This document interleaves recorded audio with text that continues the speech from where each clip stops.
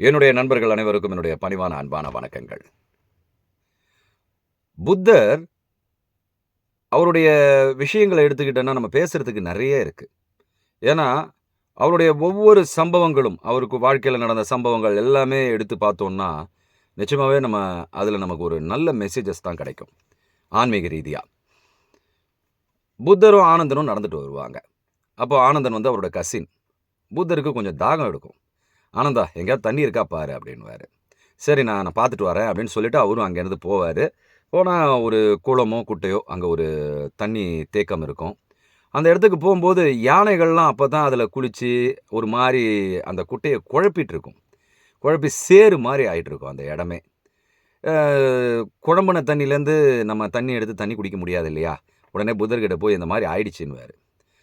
நான் வேற எங்கேயாவது போய் எடுத்துட்டு வரேன்னு சொல்லும்பொழுது, "வேண்டாம், வேண்டாம். நீ அந்த இடத்திலேயே அமைதியா உட்காந்துரு. அதுக்கப்புறம் அங்கேருந்து எடுத்துட்டு வந்தா போதும்" அப்படின்னும்போது இவருக்கு புரியல. எதுக்கு நம்மள போய் அங்க அமைதியா உட்கார சொல்றாரு? அதுவும் தேங்கி தே ஒரே கலங்கலா இருக்கு. அந்த இடத்துல நமக்கு என்ன கிடைக்கும்? புரியலையே! அப்படின்னு சொல்லிட்டு போய் அவரு சொன்ன வா வார்த்தைக்கு மறுபேச்சு பேசாம அங்க போய் உட்காந்துருவாரு. உட்காந்து கொஞ்ச நேரம் அங்கேயே அமைதியா பார்த்துட்டு இருப்பாரு. சில வினாடி சில நிமிட நேரங்கள் கழிச்சு, அந்த தண்ணீல இருக்கிற வண்டல்கள்லாம் அடியில போயிடும். தண்ணி மேல தெளிவாயிடும். உடனே இவரு ஆனந்தனுக்கு ரொம்ப சந்தோஷமாயிடும். ஒரு உண்மைய ஒண்ணு தெரிஞ்சுப்பாரு அவரு. ஓடி அந்த தண்ணிய எடுத்துக்கிட்டு ஓடி வந்து புத்தர்கிட்ட, "எனக்கு இத்தன நாளா நீங்க சொன்னதுல எதுவுமே சரியா புரியல. எவ்வளவோ சொல்லியிருக்கீங்க. ஆனாலும் உங்ககிட்ட கேட்கறதுக்கு எனக்கு மனம் இல்லாம நீங்க சொன்னதெல்லாம் நான் கடைப்புடிச்சிருக்கேன். ஆனாலும் நான் சரியான விதத்துல புரிதல் இல்லாம இருந்தேன். ஆனா இன்னைக்கு நீங்க தெரிஞ்சு சொன்னீங்களா, தெரியாம சொன்னீங்களான்னு எனக்கு தெரியாது. ஒரு பெரிய புரிதல ஏற்படுத்திட்டீங்க" அப்படின்னுவாரு. "அப்படி என்ன புரிதல நீ பாத் அ இதுல தெரிஞ்சுக்கிட்ட?" அப்படின்னு புத்தர் கேட்கும்போது, "ஆமா, அமைதியா உட்காரும் பொழுது எப்படி குளத்தில் தளும்பி இருக்கிற குளத்துல, வண்டல்கள் இருக்கிற குளத்துல அமைதியா உட்காரும் பொழுது, அந்த வண்டல்கள்லாம் அடங்கி போறதோ, அதுபோல நம் மனதில் இருக்கும் எண்ணங்களை நாம் அதற்கு ஒரு பதிலும் சொல்லாமல், அதற்கு உயிர் கொடுக்காமல், அதை வெறும் சாட்சித்தன்மையோடு அமைதியாக உட்கார்ந்து பார்த்தால், அந்த எண்ணங்களும் நம்மை விட்டு நீங்கி, நம்மை நிம்மதியாக வைக்கும் என்பதை, அதாவது ஒரு பரவச நிலைக்கு கொண்டு போகுன்ற அந்த உண்மைய நான் புரிஞ்சுக்கிட்டேன்னு சொல்லுவாரு. ஆமாங்க.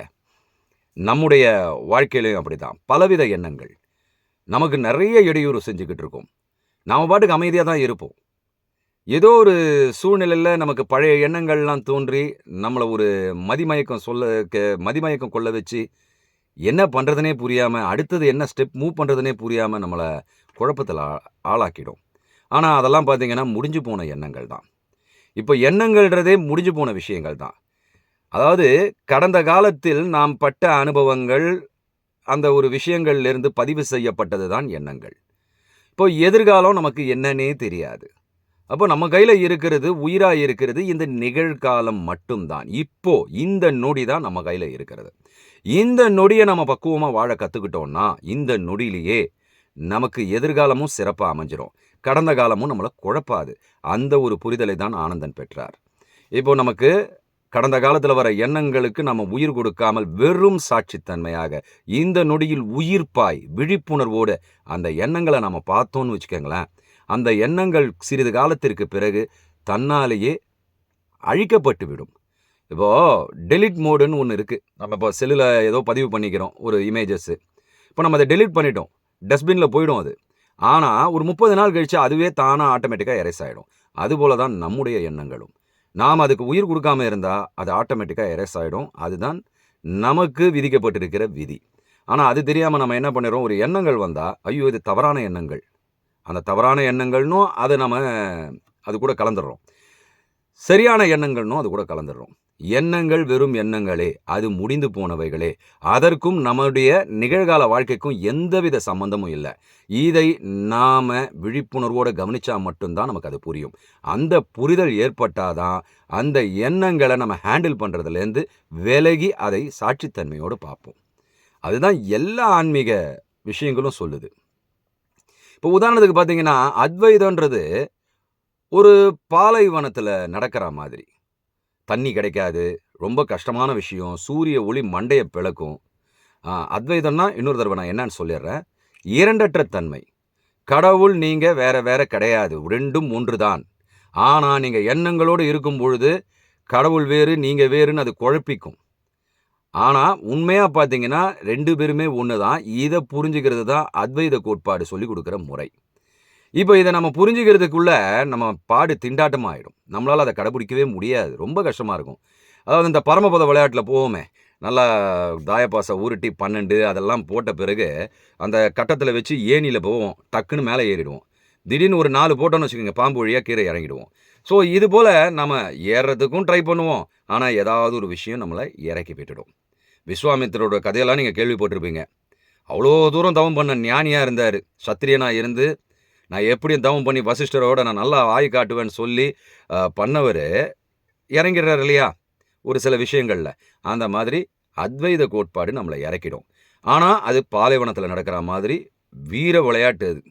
ரொம்ப கஷ்டம். ஆனா, அதே சமயத்தில துவைதம்ன்றாங்க. துவைதம் வந்து கடவுள் ஒருவன், நான் ஒருவன். இந்த 2 பேருக்கும் இடையில இருக்கிற உறவுகளை கூறிக்கொள்வது தான் துவைதம். அதுல நடக்கிறது வந்து பாலைவனத்தில நடக்கிற மாதிரி இல்ல. சோலைவனம். பூத்து குலுங்கும். பழங்கள் இருக்கும், அது இருக்கும். நல்லா ஜாலியா இருக்கும். பக்தி மார்க்கம் ரொம்ப ஜாலியான விஷயம். ஆனா நீங்க அது அது முடிஞ்ச உடனே அத்வைதத்துக்கு தான் வரணும். ஆனா நீங்க பக்குவம் பெற்று அத்வைதத்துக்கு வந்துருவீங்க. எடுத்த எடுப்பிலேயே ஸ்ட்ரெயிட்டா ஒருத்தன் அத்வைதத்துக்கு வந்தான்னு வச்சுக்கங்க, அவங்க பக்குவம் இருக்காது. அவன் கண்டிப்பா ஏதாவது ஒரு விஷயத்துல மாட்டிப்பான். நான் போன வீடியோல கூட சொல்லியிருந்தேனே, ஒருத்தன் காட்டுல நல்லா தவம் பண்ணி ஞானத்தன்மைய பெற்றுட்டு ஊருக்குள்ள வருவான். எவனோ ஒருத்தன் அவன் கேட்ட கேள்விக்கு சரியா பதில் சொல்ல மாட்டான். அதுல இவன் கோவமாயிடுவான். எல்லாத்தையும் ஒழிக்கணும்னு தான் காட்டுக்கு போனான். ஆனா அந்த கோவம் அவன்கிட்ட இன்னும் மிச்சம் இருக்கு. ஆனா பக்தி மார்க்கத்துல எல்லாத்துலயும் விட்டுடுவீங்க. கோவம், கீவம், காமம் எல்லாமே கடவுள் ஒருத்தன் இருக்கான், நான் பக்தன்னு சொல்லி அவன் கிட்ட பக்தி செலுத்துறதன் மூலமா எல்லாத்தையும் நீக்கிடுவீங்க. நீக்கிட்டு உங்களே அறியாம நீங்க அத்வைதத்துக்கு போயிடுவீங்க. ஆனா ஸ்ட்ரெயிட்டா வந்தீங்கன்னா கஷ்டம். இன்னொரு முறை இருக்கு. விசிஷ்டாத்வைதம். குருவுக்கும், சிஷ்யனுக்கும் உள்ள பக்தி. சிஷ்யன் என்ன பண்ணுவான்? குரு தான் எனக்கு எல்லாம். குரு இருக்க எனக்கு ஏன் கவலை? அவர் எனக்கு வழிகாட்டிடுவாரு அப்படின்னு குரு மேல சரணம் அடைஞ்சு, அவர் வழியில பின்பற்றுவான். ஆனா இங்க ஒரு ஆபத்து இருக்கு. குரு உண்மையான குரு கிடைக்கணும். அந்த குருவை தேர்ந்தெடுத்தல்ல நம்ம தவறு செஞ்சோம்னா, அந்த குருவோட பாதை தவறானதாக இருந்தால் நாமளும் அத மாட்டிப்போம். பக்தி மார்க்கத்துக்கும் முடியாது. ஏன்னா விசிஷ்டாத்வைதமும் பக்தி மார்க்கத்துக்கு கொண்டு போவும். துவைதத்துக்கு கொண்டு போவும். துவைதம் அத்வைதத்துக்கு கொண்டு போவும். ஸ்ட்ரெயிட்டா அத்வைதத்துக்கு வர்றது பாலைவனத்தில நடக்கிற மாதிரி. பக்தி மார்க்கத்திலேருந்து வர்றது சோலைவனத்தில நடக்கிற மாதிரி. ஆனா இதுக்கு முன்னாடி ஒரு குரு வேணும். குரு இல்லாதவங்களும் இருந்திருக்காங்க. ஆனா குருவை தேர்ந்தெடுத்தல்ல நம்ம தப்பு பண்ணிட்டோம்னு வச்சுக்கோங்க மாட்டிப்போம். இன்னைக்கு நெறைய அப்படித்தான் நடந்துட்டு இருக்கு. குரு ஒருத்தர நம்ம குருன்னு நெனைக்கிறோம்னு வச்சுக்கங்களேன், அவரு சிலவித நம்ம கண்கட்டு வித மாரி ஏதாவது பண்ணிட்டாருன்னா, அவரு தான் எல்லாம்னு நெனச்சு நம்பி விழுவாங்க.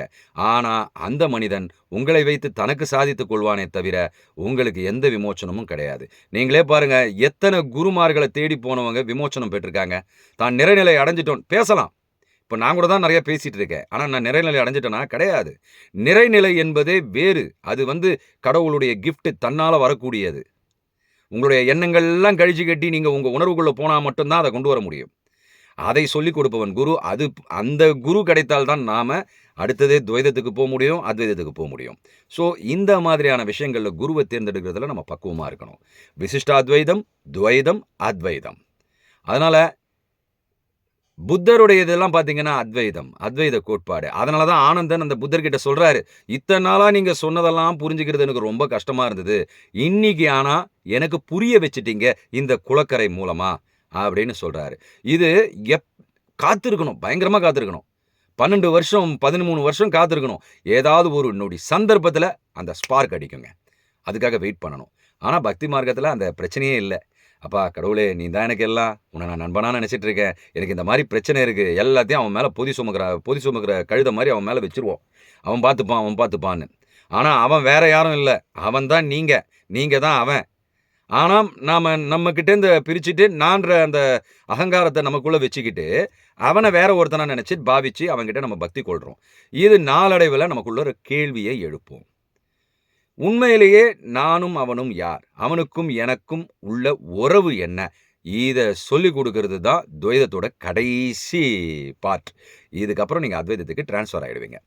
இப்ப நீங்க கோயில்கள், பூஜைகள், இந்த மாதிரியான சம்பிரதாயங்கள்லாம் உருவாக்குனது அதற்காக தான்.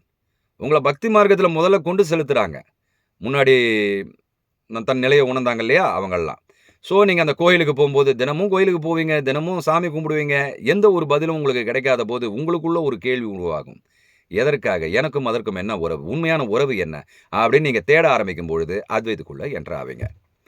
ஸோ, அத்வைதம் என்பது நேரடியா மோதாம, பக்தி மார்க்கத்தோட மோதுனா எளிமையா இருக்கும். ஆனா, அத்வைதத்துக்குள்ள நேரடியா போனாலும் நன்மை தான். அந்த நன்மைகள் என்னன்றது அடுத்து வர வீடியோல நம்ம பேசுவோம். நன்றி, வணக்கம், ஜெய் ஹிந்த்.